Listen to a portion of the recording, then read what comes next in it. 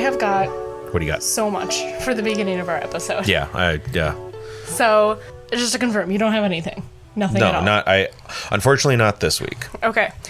All right. So, let's start off with what just happened. I told Austin when I got here, I had something hilarious to tell you. Oh, yeah, you were going to say yep. Yeah, that happened on my way out the door to come here. So, I'm walking down the hallway, and I hear, like, dialing that sounds like the front door entrance, and I don't live on the first floor. And it's really loud, and I just hear somebody go, oh, no. And I'm like, what? Oh, no. Right? And I'm like, whatever. I'm walking down the hall. I finally get to the little, like, elevator area. Yeah. And the door is closing. Mm-hmm. But I still hear the ringing. And I'm, like, looking around. I'm like, what is... Then I hear, hello, are you stuck in an elevator? And I'm like... Mind you, I'm outside the elevator. Oh. And I'm looking around and hear, hello, is somebody stuck in an elevator? And I look over and there's like an emergency call system with like just a single button to press outside the elevator. Why is it outside the elevator? Beats me. Okay. Beats me. I guess maybe in case the one inside the elevator isn't working. I don't know. But there's this new kid that has moved in on our floor, an actual kid who has just been a menace. Constantly, anytime they're in the hall, running, making all sorts of noise. I'm guessing that they pressed the button. So then I had to awkwardly, because the person who was with said child, like, ushered them into the elevator and, like, hit the close button, I'm imagining, and left me to deal with it, or whoever, or no one, because as far as they knew, there was nobody coming. Yeah. So I had to deal with that. And I was like, we want to talk about true crime. It is the shit that kid is allowed to get away with. Like... See? This is why pets are better than kids. A pet wouldn't do that. Right. Most pets are more well-behaved than most children. Ginger probably would have tried to run away if she heard, like, a voice from the other. A voice that just magically appeared? Yeah, she'd bolt. So, the other thing. That's the other thing. So, you know how I just wrapped up the sideshow? Yep. Conveniently, about 2 days after that last episode came out. 2 days? Mm-hmm. Okay. I find out that one of my coworkers, actually two of them, they're a father and son, are related to P.T. Barnum. How are they related to P.T. Barnum? It's like, it's not like a like super direct relation, but it's kind of like somebody's aunt's uncle, like it's there. They are related to him. So the father said that he was gonna talk to his aunt who knows more about it and get me some information on that. Nice. When he gets the chance to talk to her next. I was like, sweet. And then the other thing. There's another thing. This also has to do with the sideshow. Yeah. One of my managers, I think she said it was her great grandmother and grandfather, took care of P.T. Barnum's animals in the circus and performed in the circus. And I'm like, no, I've been talking about P.T. Barnum for 4 weeks and nobody thought to tell me this until now. After the episode airs? Yeah. All of a sudden. Yeah, the first one I found out because somebody was casually like, oh yeah, they're related to P.T. Barnum. And I was like, huh? So when I saw the father the next day, I was like, I need to talk to you. And then like a couple days later, somebody else was like, yeah, like their grandma or like their great grandma or somebody like worked with the animals in P.T. Barnum's circus. And I was like, what? Why? What? So I went to go talk to her. She told me that. And how I believe it was her grandmother. She said there was one clown in the circus who, like, he was so committed to the character that he wouldn't take his makeup off until everybody had left. Like, everybody. Really? Yes, until, like, most of the crew, everybody was gone. But she was one of the few people who got to see him without makeup because he would come over and have dinner with them. Yeah. And no one thought to tell you this. I mean, nobody thought to, and everybody's just so, like, blasé about it. Like, nonchalant blasé. Just so nonchalant blasé. Like, oh yeah, you didn't know that? And I'm like, I have been hyper fixated on the sideshow for 4 fucking weeks, and nobody's gonna say anything? And you were going around, like, telling everybody about because I talk about my topics all the time with my coworkers at work. I mean, they probably hate it, let's be honest, but they put up with me, and I appreciate it. I wouldn't say they hate it. Well, they don't hate it, but... I mean, if they did, I feel like you should be on a good rapport enough with them that they would have been like, Hannah, you need to, like, just dial it back just a little bit. Right, yeah. And thankfully, a lot of them are into a lot of the stuff that we cover on the podcast. A lot of them listen to the podcast. So a couple of them get a little, like, sneak peek before the episode of, like, what's kind of coming up. But, so I think those are my big major things, but the last thing I have for you. What is the last thing you have for me? I think I already know, actually. This is a paper bag time? It's paper bag time. We got some spooky Wow, that decorations for looks the like studio. a hefty bag. To finally decorate. Hold on, there's some fragile things that I want to get out first before I let you go to town. So I got you You got me? a bottle of Scaredy Cats for Ash. Yes. We got a bottle of Bones. We got them. And then we've got a bottle of Witch's Brooms. There is 2 in there. Mm-hmm.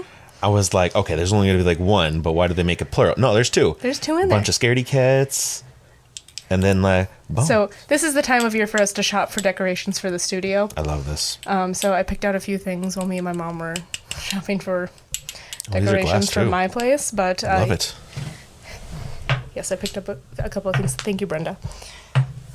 Thanks, Brenda. So go ahead. I'm just going to reach in and not look. Yeah, that's fine.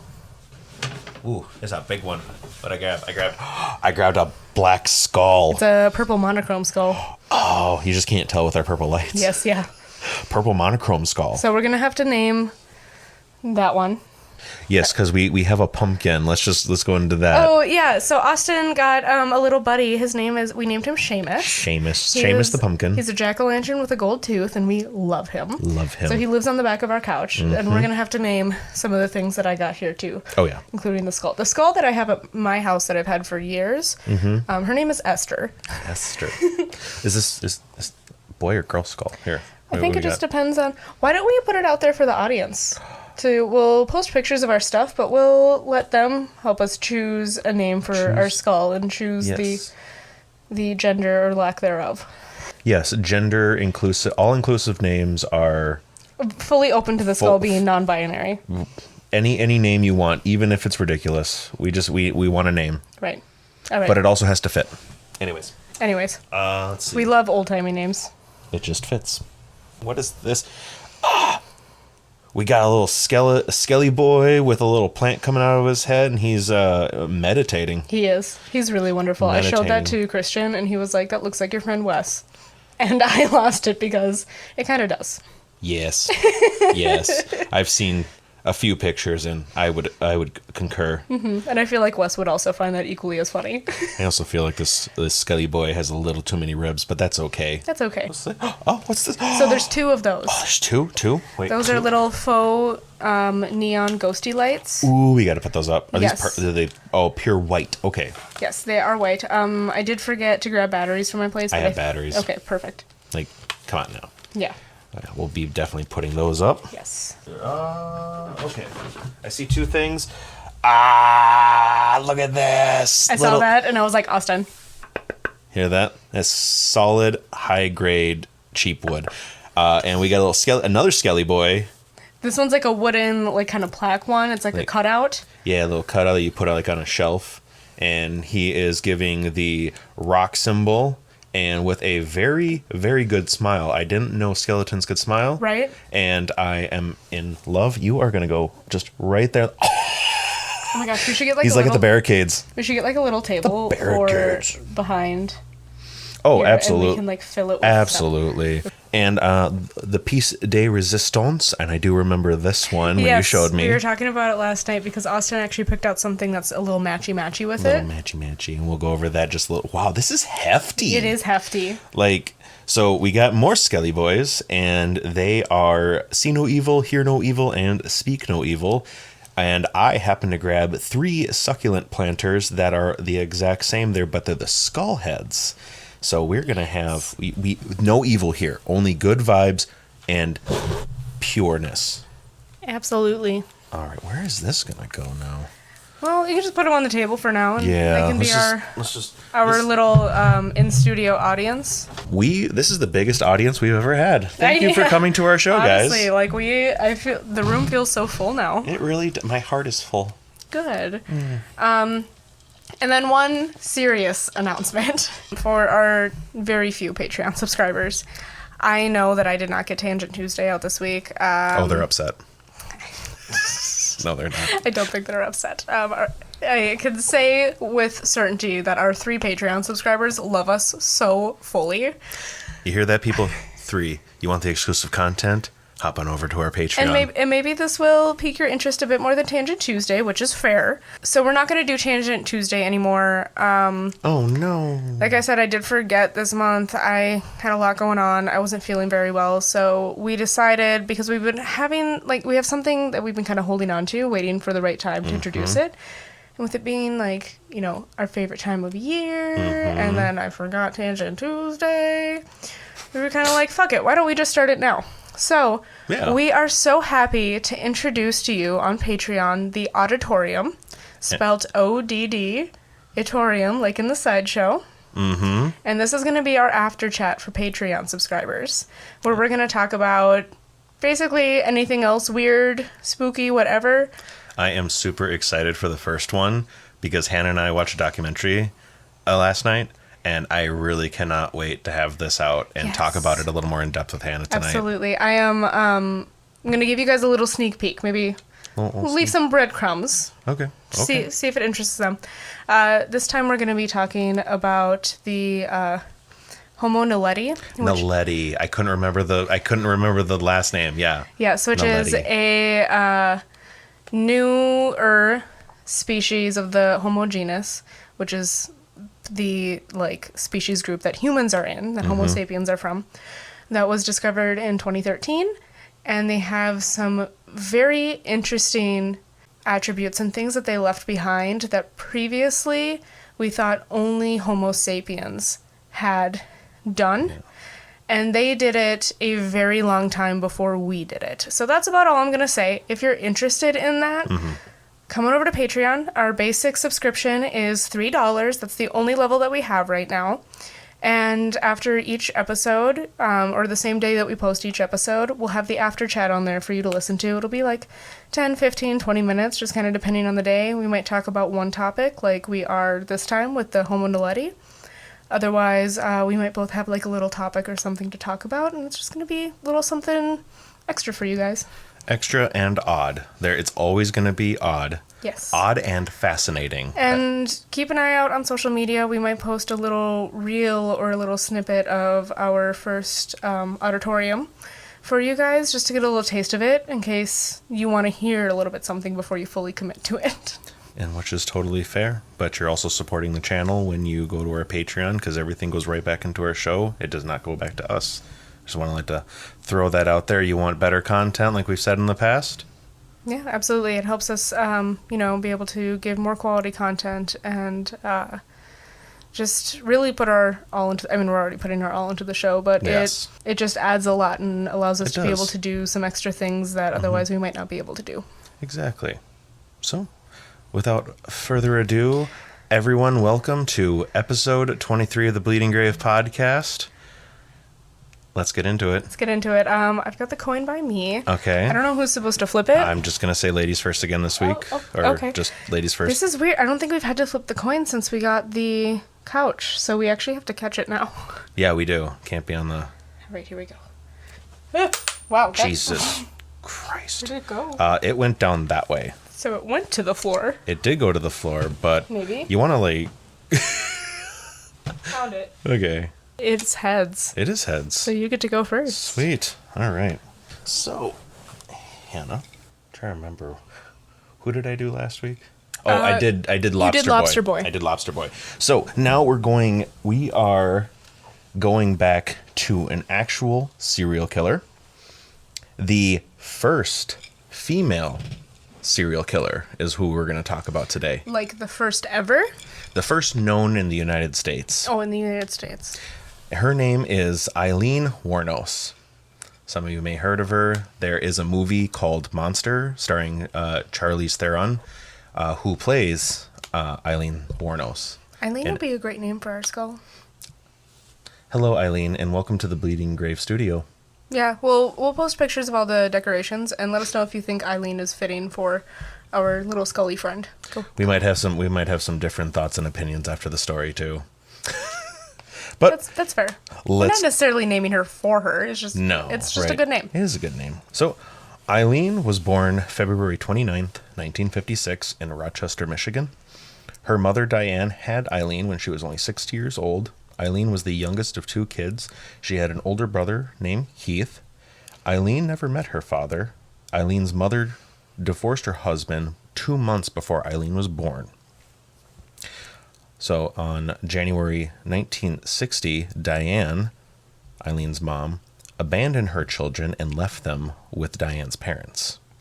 Both parents, so grandparents, were both alcoholics, but they ended up adopting both Aileen and Keith 2 months later in March of 1960. And I keep forgetting this at the beginning of my stories, but this one does go into a lot of sexual abuse, rape, and a lot of very sensitive topics. Okay, thank you for the heads up. So I just before I got into it again, I keep forgetting to, little disclaimer at the beginning. So if you wish to not hear this, skip forward to my story. Yeah, skip forward to Hannah's story. By the age 11, Aileen began engaging in sexual activities in school, usually in exchange for cigarettes, drugs, and or food. She would also engage in sexual activities with her brother from time to time. Oh, no.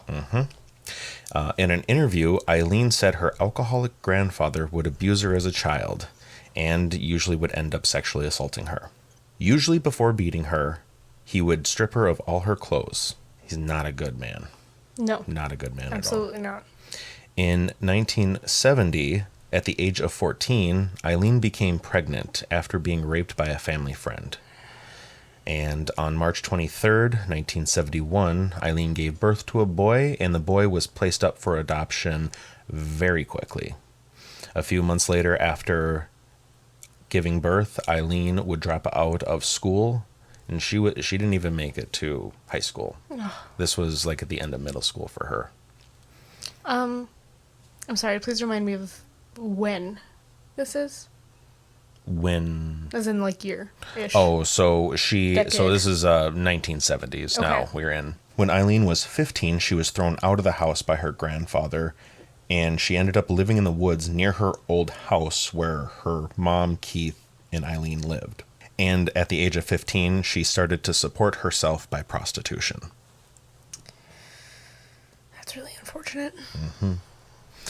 Fast forward 3 years later to 1974, at the age of 18, Aileen was arrested in Jefferson County, Colorado, for a DUI, disorderly conduct, and firing a .22 caliber pistol from the moving vehicle. She would also be charged with failing to appear in court, and given 2 years later, she hitchhiked her way all the way to Florida from Colorado. Just did a little bit of everything. Like, before the age of 20, she is done. She's got a full rap sheet. She got a whole rap sheet, and it keeps getting worse from here. But what I can't imagine is hitchhiking all the way from Colorado to Florida. Yeah, that's very close to the span of the country. Yeah. Give or take a couple states. Exactly. And as a young female, And as an 18-year-old, yeah. Oh my God, I could never. I had enough anxiety just driving to Colorado with my dog. I mean, back then, I will say, that's what people did. They hitchhike if they didn't have a car. No, I know. It was a lot safer. I say with a grain of salt. With a grain of salt, yeah. But, like, still, it's just, I couldn't fathom it. No, I can't imagine it. Once in Florida, she would meet 69-year-old Louis Fell, who was a yacht club president, and they married rather quickly. Their announcement of their nuptials was printed in the local paper's society pages, just given his high-up stature. I mean, get it, girl. Mm-hmm. As well, in Florida, Aileen would frequent the local bars, and she would get into some type of altercation. She even briefly went to jail for an assault that happened at one of the bars. And after getting out of jail, and just weeks before the wedding, Aileen and Louis got into a huge fight where Aileen hit Louis repeatedly with his own cane. What a gal. So this led Louis to call off the wedding and get a restraining order against her. And that same year, Aileen would find herself back in Michigan. In July of that same year, she was arrested at Bernie's Club. She was arrested for assault and disturbing the peace by throwing a cue ball at the bartender's head. Why am I not surprised it's a place called Bernie's Club? Like, it just fits the whole It really does. aesthetic, if you will. Hey, she frequent local dive bars, like hole-in-the-wall biker clubs almost. She probably threw the cue ball at Bernie. And Bernie's standing there like, what the fuck did I do? So that same month, unfortunately, her brother Keith died of esophageal cancer. And Aileen would receive $10,000 from Keith's life insurance. A month later, after Keith's... Just $10,000? $10,000 from his life insurance policy. Did he have, like, kids or somebody that, like, anything else went to? Wasn't too much on Keith. Okay, so he just did not have a good life insurance policy. No, he did not. That's a shame. A month later, after Keith's death, Aileen was found drunk driving and was fined $105. I mean, that seems like a pretty low fine for I was going to say, I've had... Mom and Dad, you're not hearing this. I've had speeding tickets that cost more than that. And I wasn't even speeding that much. Same. No. I've only had one speeding ticket ever, and it was St. Cloud. So with the $105 ticket, she used the money she received from Keith's life insurance to pay the fine. She also proceeded to spend the rest of the money within 2 months on various luxuries. One of those luxuries was a new car that she totaled shortly after buying it. Homegirl. Come on. In 1978, at the age of 22, Aileen would attempt suicide by shooting herself in the stomach. Oh, okay. I feel really bad that I made so many jokey jokes now. I mean, she's had a tough life. She has had a tough life. She's a very tough life, and I mean, I can see why she's doing a lot. Stomach, that is such a slow and painful way to go. Mm-hmm. There's like normally when you're gonna shoot yourself, the point is that like you're not even gonna feel it, like know that you died, or like it's just literally lights out immediately. Yeah, I mean that would be the hope. I mean, I hope no one commits suicide. There is honestly right now. There is no good reason to commit suicide. No, there is no good reason. There is a reason for you to still be here. And even if you want to reach out to us, please reach out to us. You can reach out to us. You can... We're trying to have a little heart-to-heart here, miss. Jesus Christ. Okay, we're going to put this away. What a terrible time for our elevator music.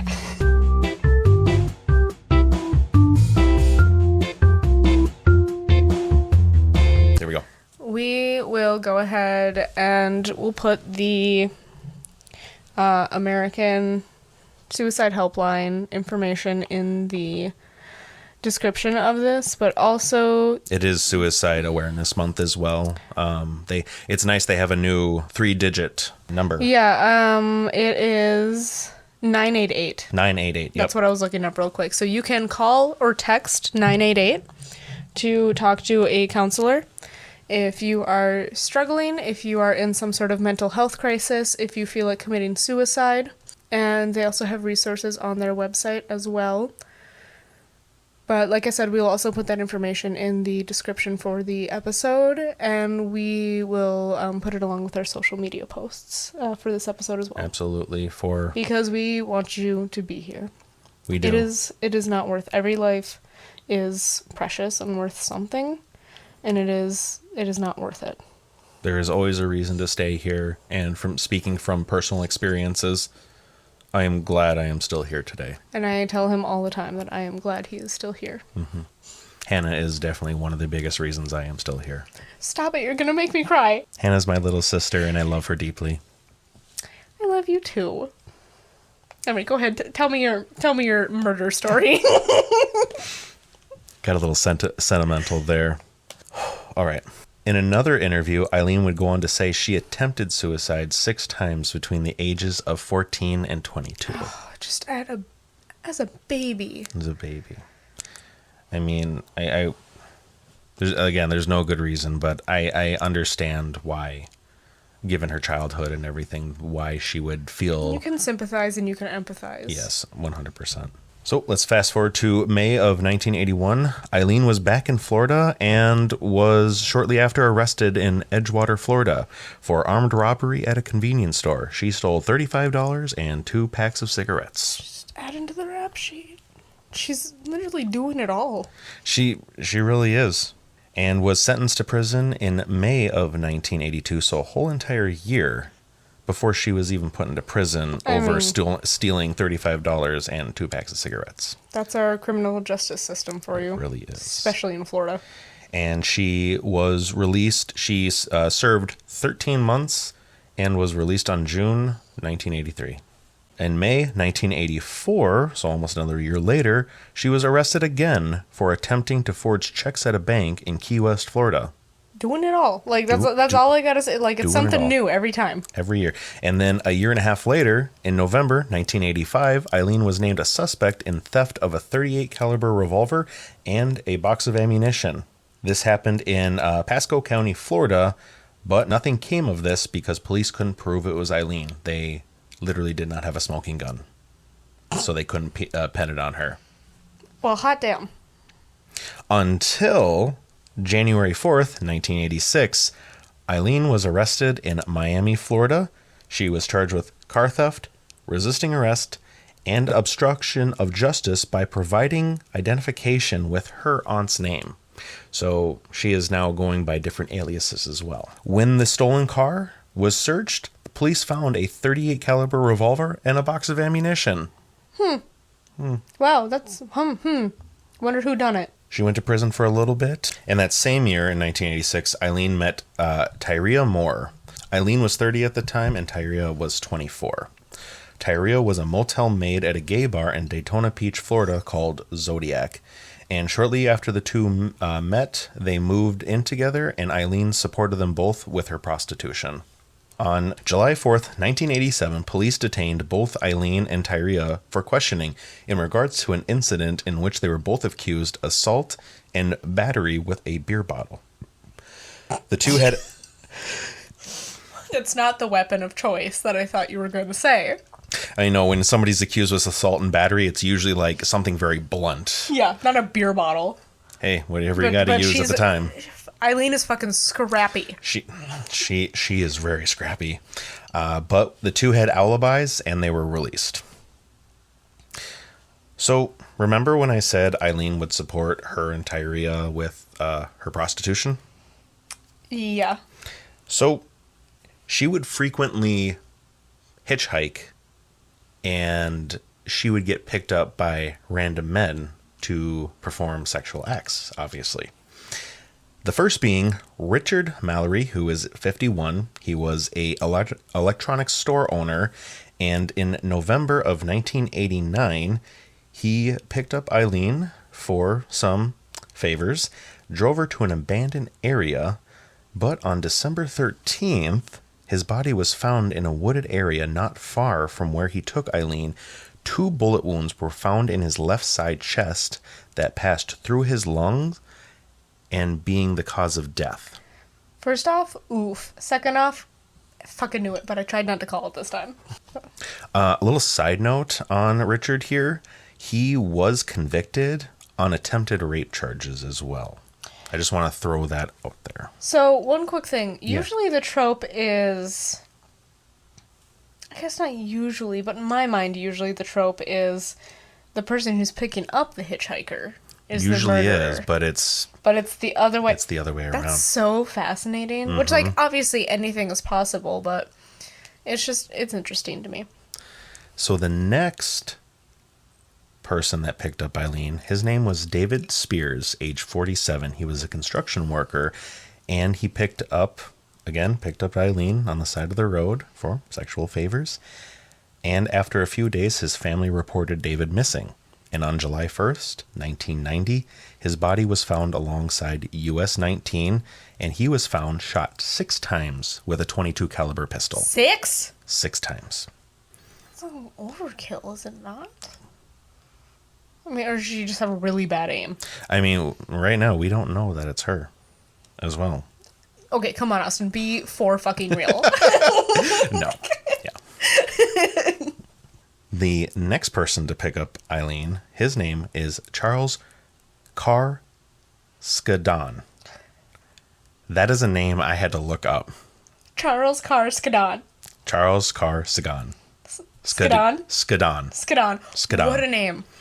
Yeah, Carr Skadon is his last name. Oh, that's one word. One word. Charles Carr Skadon. Carr Skadon. Amazing. Mm-hmm. He was 40. He was a rodeo worker. And he, too, was reported missing and was found on July 6th, 1990. His body was wrapped in an electric blanket, and his body was badly decomposed. He was shot 9 times with a .22 caliber pistol. More bullets every single time. And we have an eyewitness account this time. Ooh, hot stuff. Eyewitness account saw Aileen in possession of Charles' vehicle, and police also discovered that a pistol belonging to Charles was pawned by Aileen. So they now know police are starting to put 2 and 2 together here. And these are all in roughly the same area? These are all happening in Florida. Yep. Okay. And pretty similar counties to each other. Yeah. The next person, his name is Peter Seams, age 65. He was a retired merchant seaman. I had to look this up. I didn't know what a merchant seaman was. It's a professional sailor for commercial ships. I mean, it makes sense. Yeah, that makes sense. But I was like, I guess if I had to guess, that's probably roughly what I would say. But I was like, I don't know what that is. So, you learn something new every day. Exactly. We have another eyewitness account. Oh, she's just getting sloppy now. A little bit. A witness saw Aileen and Tyria abandoning Peter's vehicle. Police searched the vehicle and found Eileen's handprints on the interior of the vehicle, but his body was never found. Like, never, point blank, period? Never found. Still don't know where it is? Still to this day, they never found Peter's body. The next man, his name is Troy Burris, age 50. He was a sausage salesman and was reported missing July 31st, 1990. Not the sausage man. Not the sausage man. I mean, come on. How can you do that to him? The search ended on August 4th when his body was found in a wooded area along State Road 19. He was shot twice. Okay, now we're saving bullets. Good. The next person, his name is Charles Humphreys, age 56. He was a retired United States Air Force major. After he was reported missing back in September of 1990, the search came to an end in September 12th. He was found and had been shot several times in the head and torso. God damn. And the last person that went missing and was found dead was Walter Antonio, age 62, who was a trucker, and his body was found November 19th, 1990. He was found near a logging road, nearly naked, and was shot 4 times with a .22 caliber pistol. That is 7 men in a year. Wow. So at this time, police knew they were dealing with a serial killer. But they didn't have a suspect until a woman named Rhonda Bailey. She was the one who witnessed Aileen and Tyria abandoning Peter's vehicle. She gave a very good description of the two of them. This led police to use this in the media. The two were named the Angels of Death. What a fucking name. Mm-hmm. Right? Wow. During police investigation, they found certain belongings of the victims at pawn shops. There was also a receipt at one of the pawn shops with Eileen's fingerprints on them that matched the prints found in Peter's vehicle. Luckily, Aileen had such a criminal record, her fingerprints were in the police database. Yeah, obviously. She's got a rap sheet. So, in early 1991, police finally located Tyria and found her in Pittston, Pennsylvania. Once arrested and confronted Tyria, they came to an agreement that Tyria would get a confession from Aileen, and Tyria would receive immunity from prosecution. Tyria returned with police to Florida. She was put up in a motel where police could monitor her and made multiple attempts to call Aileen, pleading to help clear Tyria of her name and doing any wrong. And finally, on July 16th, Tyria finally got a hold of Aileen, and she confessed to the murders. And she claimed they were all in self-defense. Fast forward a year later to January 1992, Aileen went on trial for the murder of Richard Mallory, so her first victim.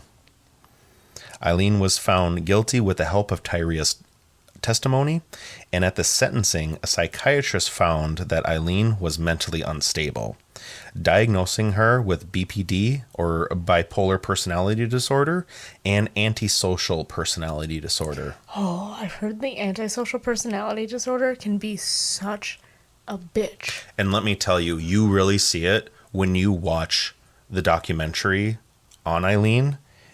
That documentary, I'll just put it out there real quick, is called Aileen Wuornos, The Selling of a Serial Killer. The documentary was made by Nick Broomfield, which we'll talk a little bit about him later as well in this episode. Okay. So, Aileen was found guilty, and she was sentenced to death. Eileen's defense did try to use Richard's conviction of the attempted rape. Remember when I said that? Mm-hmm. But records show that Richard went through 8 years of treatment, and the request of a retrial was quickly denied due to him being reformed, so to speak. That same year, Aileen was brought back into court, and numerous times after that throughout the year, starting in March of 1992, Aileen pleaded a no contest to the murders of Charles Humphrey, Troy Burris, and David Spears. Basically, for those of you who don't know what a no contest is basically that she can't confirm nor deny. She is not pleading guilty, but she's also not pleading innocent to these murders. And she also added that she wanted to get right with God. Those fireworks? Those are fireworks. Wow.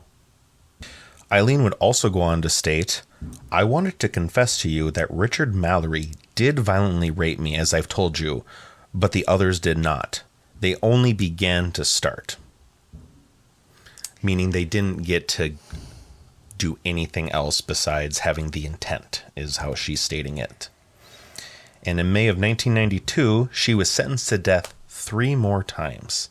3 more times? So she was sentenced to death for Richard's, Troy's, and David Spears' murders.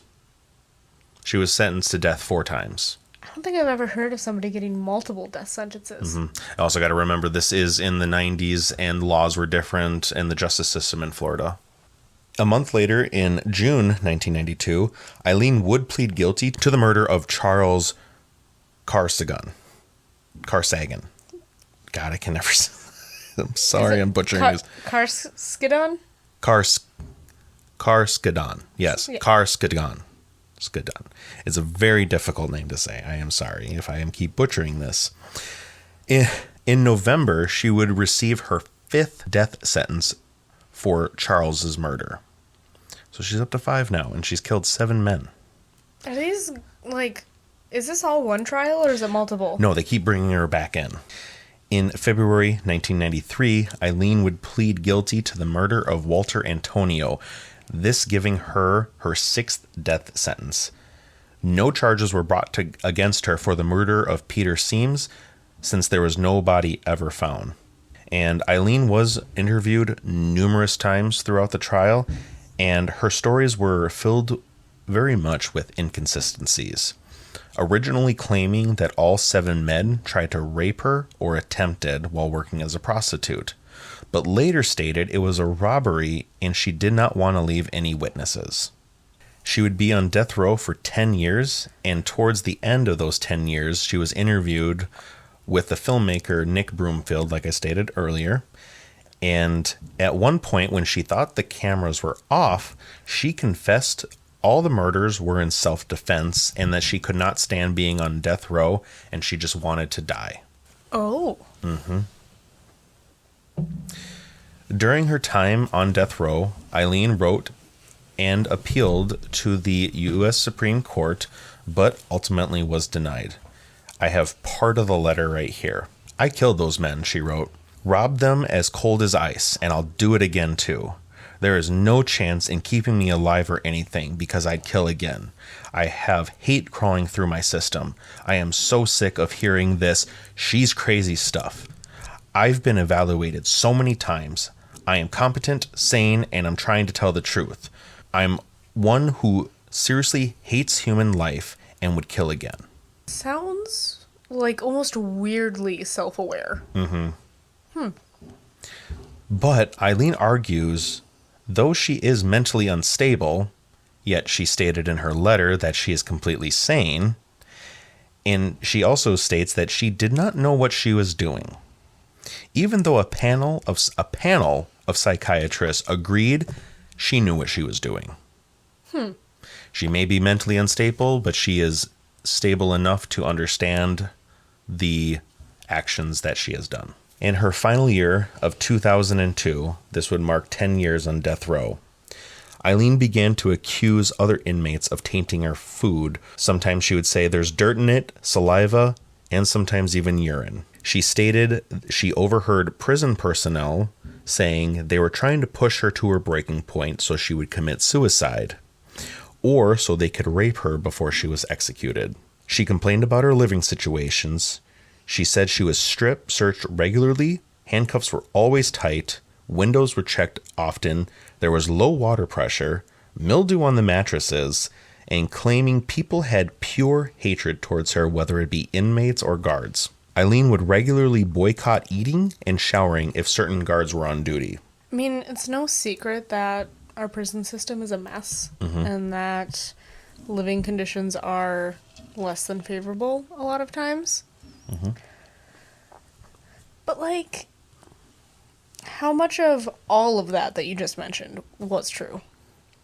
I would say, like, the handcuffs. I mean, handcuffs are always tight. Get over it. Mildew on the mattress wouldn't surprise me.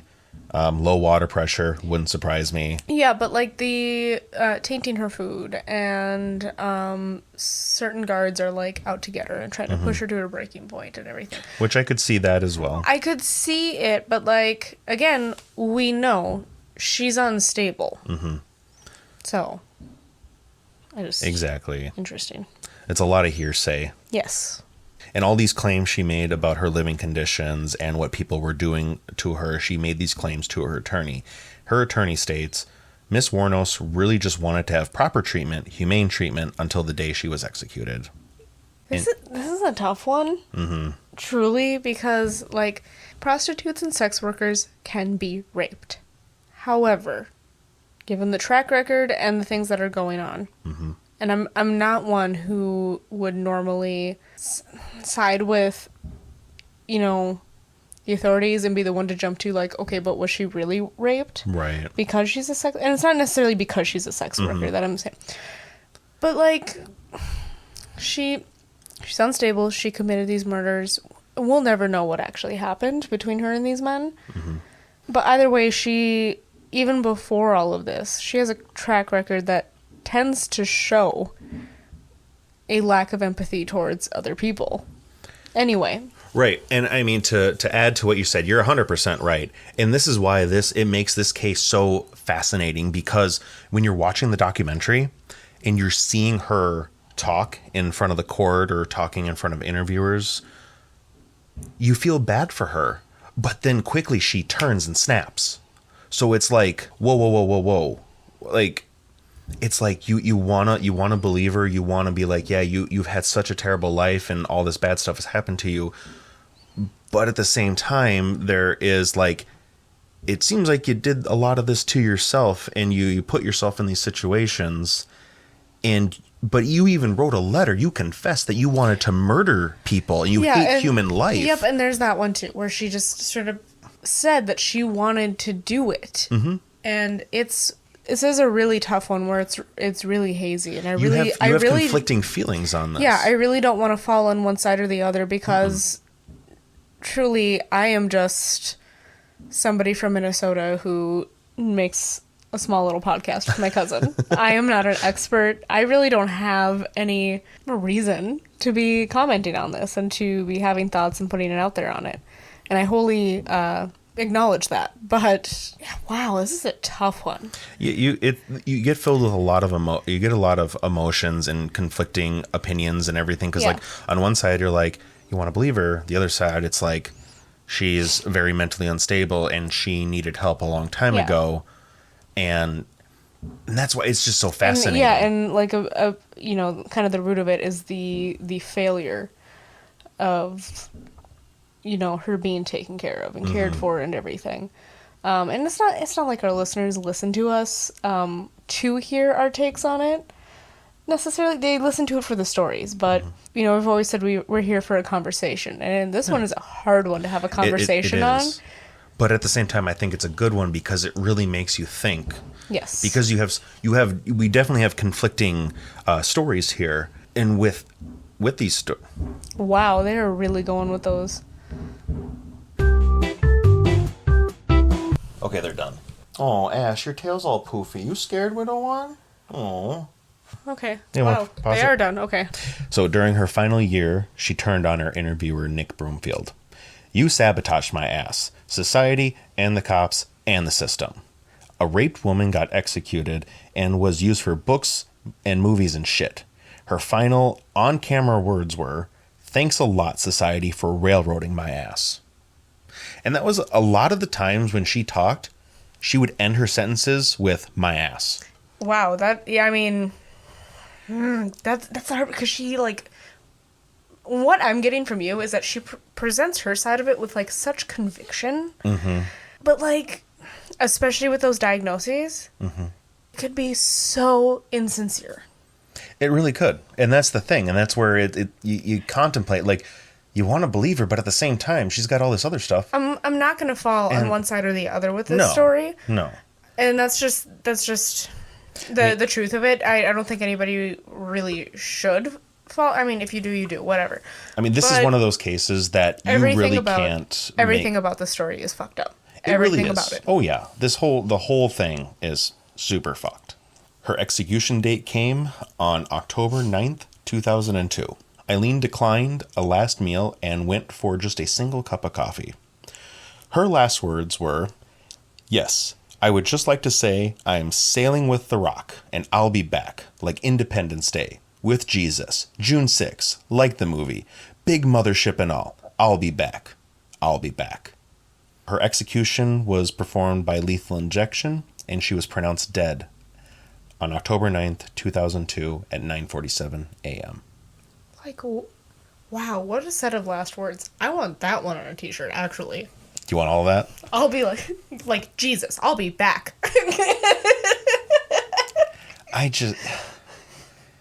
It was it was incoherent. Like, none of it actually made sense. But there was so much said while saying nothing at the same time. And there was.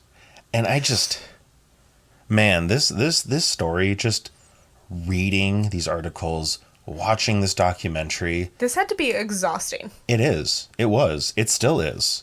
Like, because I'm like, I go in and be very open-minded on this. Mm-hmm.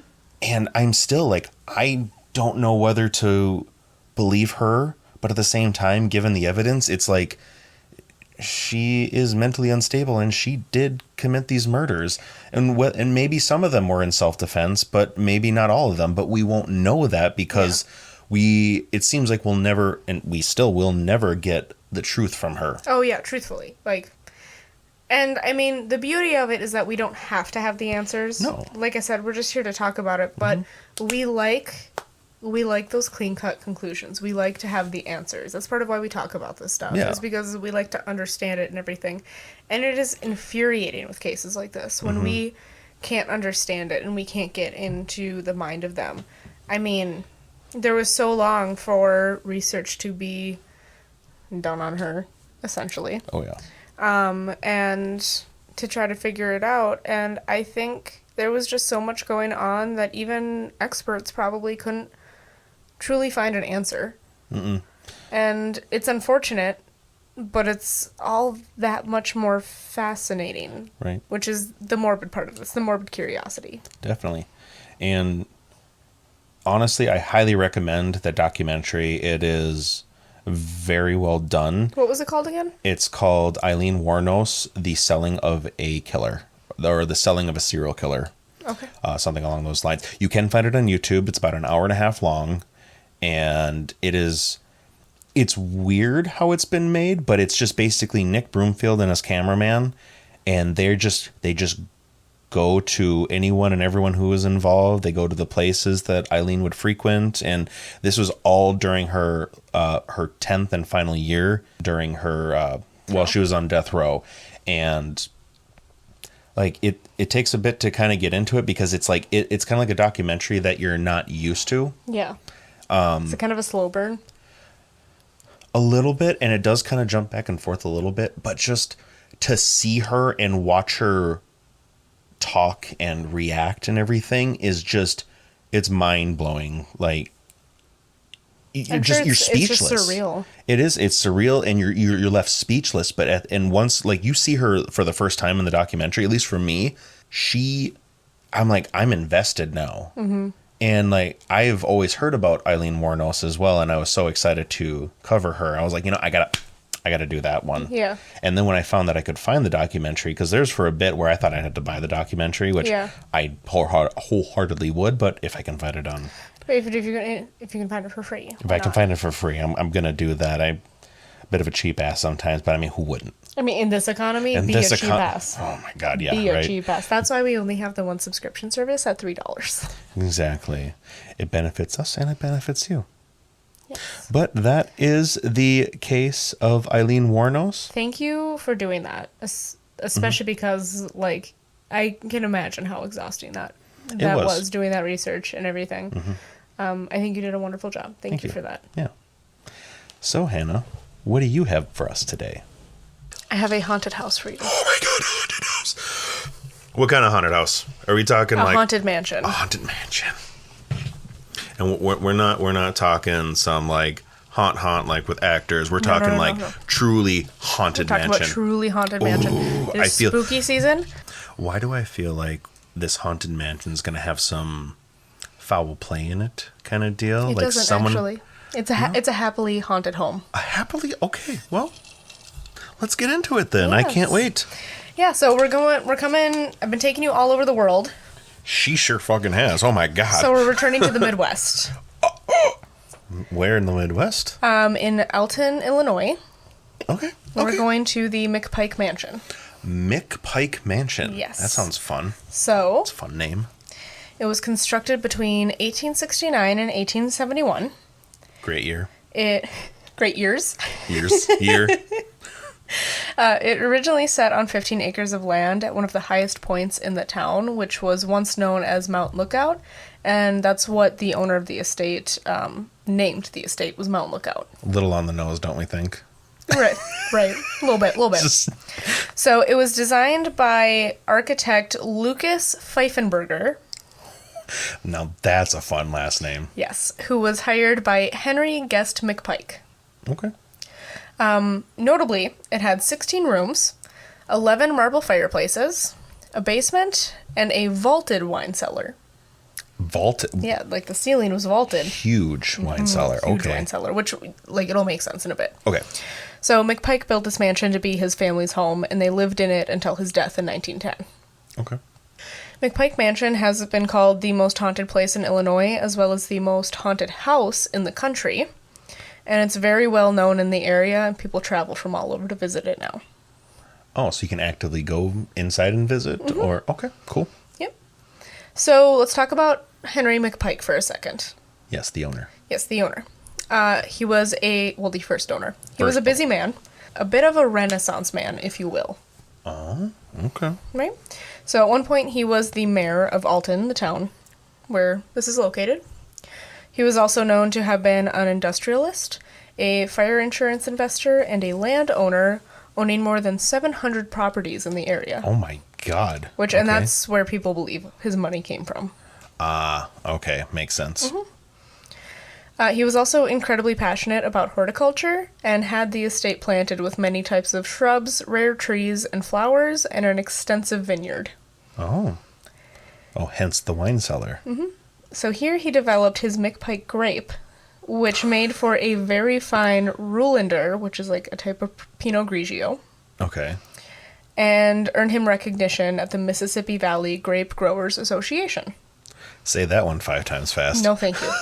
And this grape specifically gained major popularity throughout the country.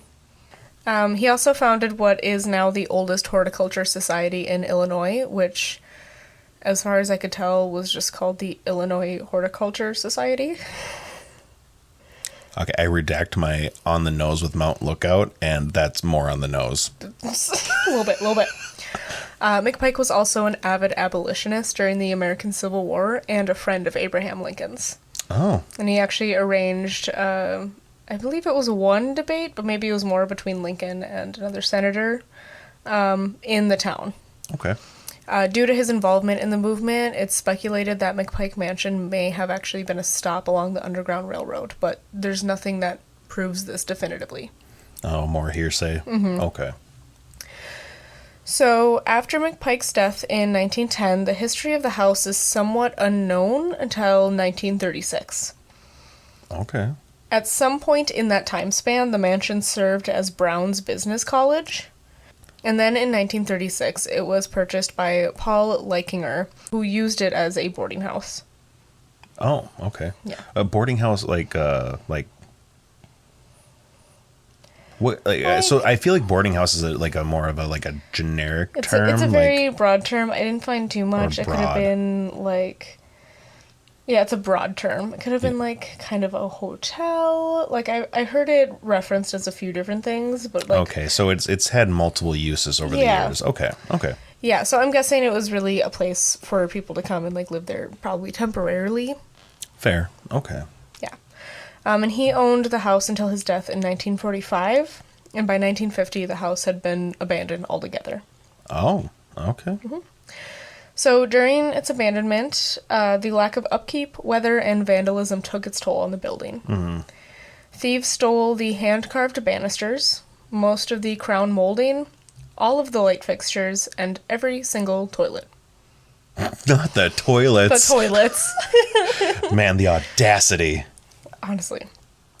So the building was eventually condemned, and in the 80s plans were made to demolish it and build a mall, but those plans fell through due to zoning issues.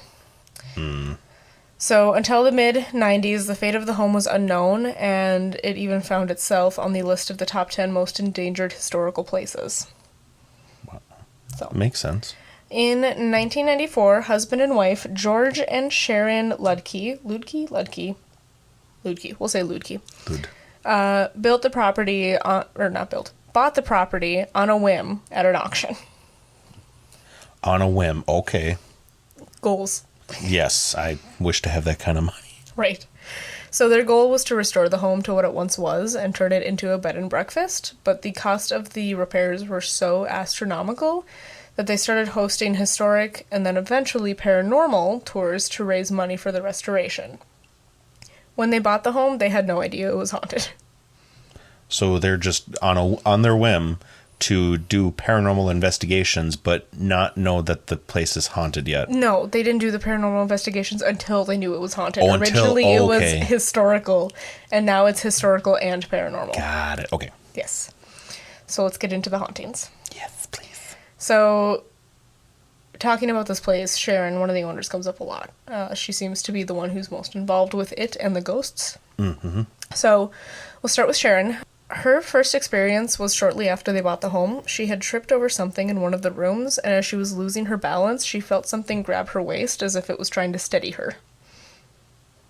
Thanks, but no thanks. Sharon claims that there's about 10 to 12 spirits in the house, and they've been able to identify many of them through documents and pictures, and she's seen figures many times while visiting the house. Once when she was in the garden, she saw Paul Leichinger, one of the previous owners, looking out at her from one of the upper windows, and she said he was wearing the same clothes that he was in a picture that she has of him. Oh. Other things attributed to Paul are the strong smell of cigarette smoke, as he was known to be a heavy smoker, as well as visible smoke lingering inside the home, and the home has been a no-smoking area for decades, so... Paul's like, fuck that. Yeah, Paul's like, fuck that. Both Henry McPike and his second wife Eleanor have been seen in the home. There is a very clear EVP of Henry saying his name from when the Ghost Lab team was there investigating. Oh, really? Mm-hmm. Okay. And his first wife, Mary, has also been encountered, though she never lived in the home. She's said to be shy, but she does love children. Oh. McPike's mother, Lydia, who also never lived in the home, is said to be a strong presence, and she likes to be introduced when visitors enter the house. You must introduce them to my presence. Like, I just love that.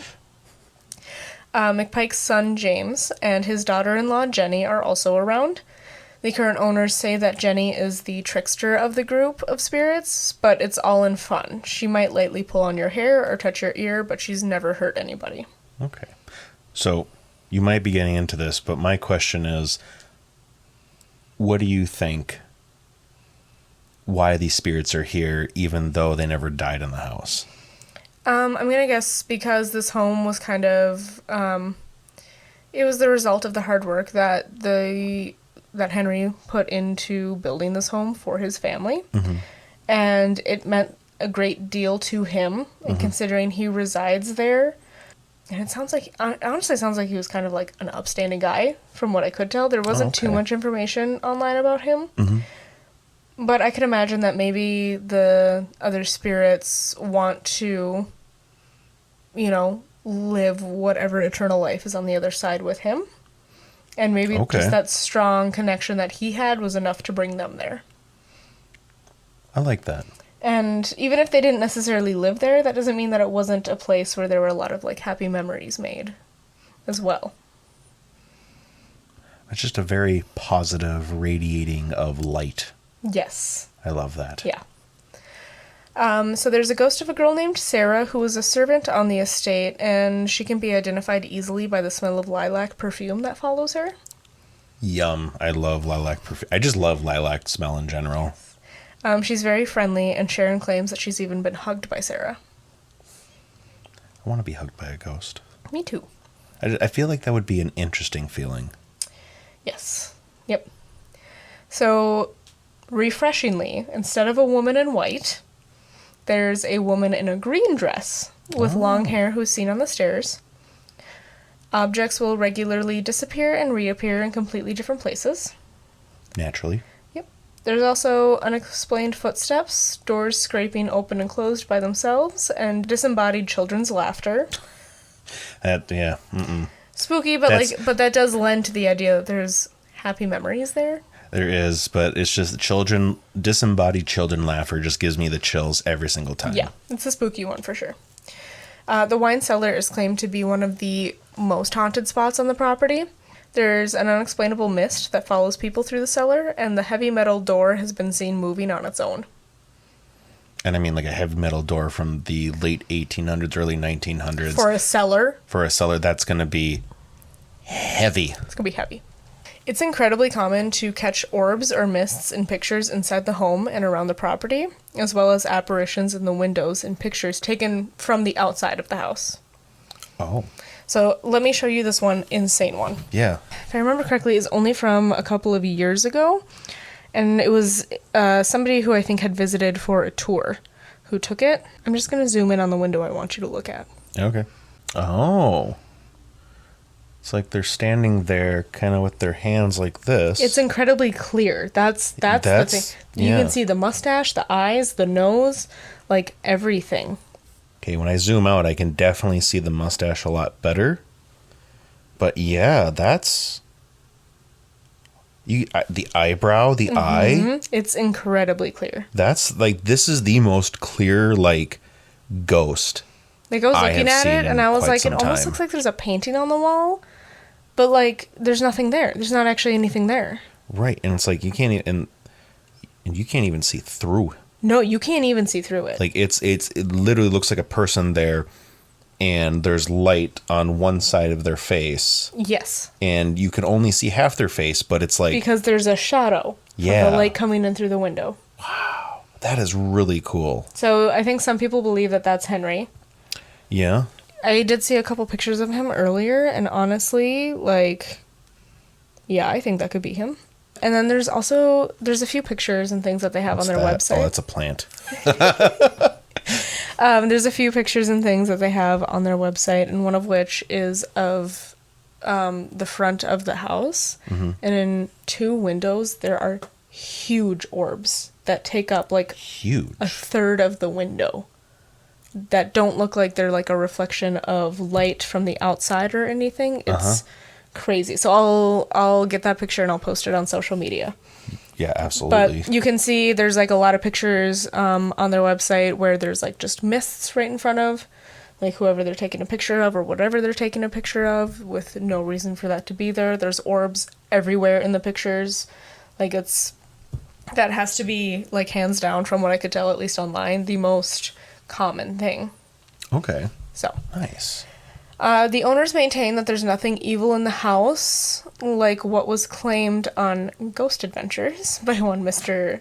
Zach Bagel Bites. Oh, Zach Bagel Bites, you bastard. Yes. Anyway, sorry. And they say that if there was, they never would have let anybody into the home. All of their ghosts are friendly. That's good. Yes. That's nice. So tours are still available as far as I can tell.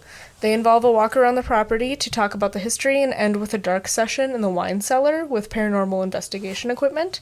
And they also offer overnight camping adventures for those who are interested in spending some quality time with the ghosts. We gonna do this, Hannah? Probably. I mean, with friendly ghosts, sure. And honestly, it's going toward restoring the property.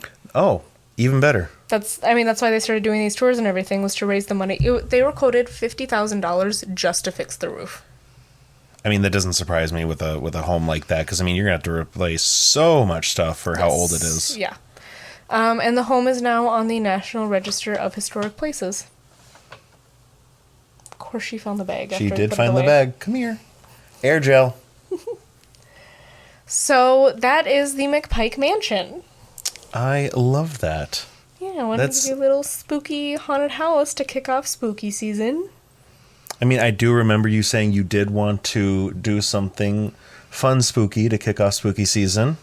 I was just wondering when you were going to do that. Yeah, I was thinking about doing some sort of poltergeist or something, and I was just really struggling with that. So I was like, well, let's look for something spooky in the Midwest. And I already had McPike Mansion on my list. I have no idea where it came from on my list. None of the podcasts I normally listen to have covered it, so I don't know how I found it. But I Googled, like, spooky things in the Midwest, and it was, like, one of the first ones. And I was like, well, there we go. There we go. So. I love that. I do want to, it makes me want to visit it more. Yeah. Just knowing that there's, like, these really friendly ghosts. Yeah. Or friendly spirits. Like, and don't get me wrong, it doesn't deter me away of, like, any kind of spirit that doesn't want you to be there. I want to experience, like, actual spirits that are just like, you can leave now.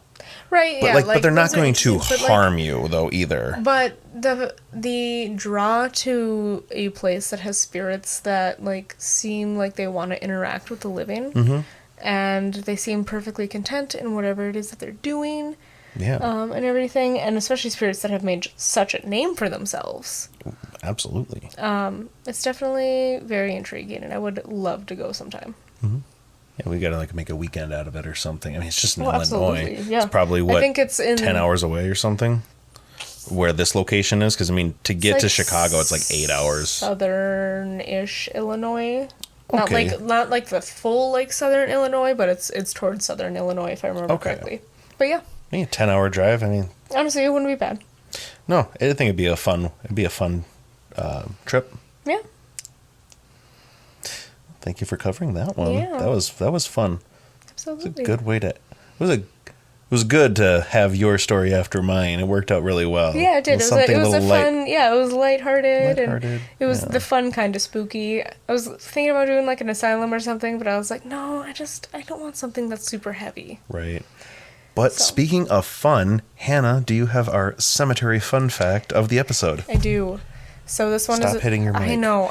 We've both been hitting our mics. Yeah, I don't know what our problem is this week, but so a dog howling. If a dog howls 3 times, it means someone is going to die. If a dog howls at night when someone in the house is sick, it is a bad omen. And this omen can be reversed by reaching under the bed and turning over a shoe. I didn't read this one before. What happens if you don't have a shoe under the bed, Hannah? Maybe you, like, reach under the bed, like, with the shoe upright, and then you turn it. But there's a loophole for everything. I mean, if that's a loophole, good to know. I mean, my God. I know. That one's kind of specific. That one's really specific. Ooh, all right. And I'm definitely going to forget it after this. It's fun, but I don't like it at the same time. Yeah. All right, so that was episode 23. Friendly reminder that we are on Apple Podcasts now, so I think we can officially say we're on, or you can find us anywhere you like listening to your favorite podcasts. Damn near, yeah. I mean, any place now. It seems like I don't think there's one place we don't have our podcast now. I know, or TikTok is the one place that we don't have it. Apparently, it's an option to put your podcast on TikTok now, but it has to be like a video, I think. We'll get there eventually. Yeah, we'll get there eventually. But YouTube, Apple, Spotify, Amazon, all those good things. You'll hear the thing at the end. We just need to re-record it to update it. Yeah. So that's why I'm saying it now. But yeah. If you're not ready for the episode to be over, pop on over to Patreon to the auditorium. And if we don't see you there, we'll see you guys on episode 24. And we'll be back with more for you guys, and we hope you enjoyed this episode, and we look forward to seeing you on episode 24. Yeah. Thanks again for listening, everyone. Bye. Bye. The Bleeding Grave is hosted by Hannah Slavic and Austin Wenger. Music by Hannah Slavic. You can find us on social media on Facebook, Instagram, and Twitter. You can listen to The Bleeding Grave on Spotify, Pandora, iHeartRadio, Amazon Music, and more.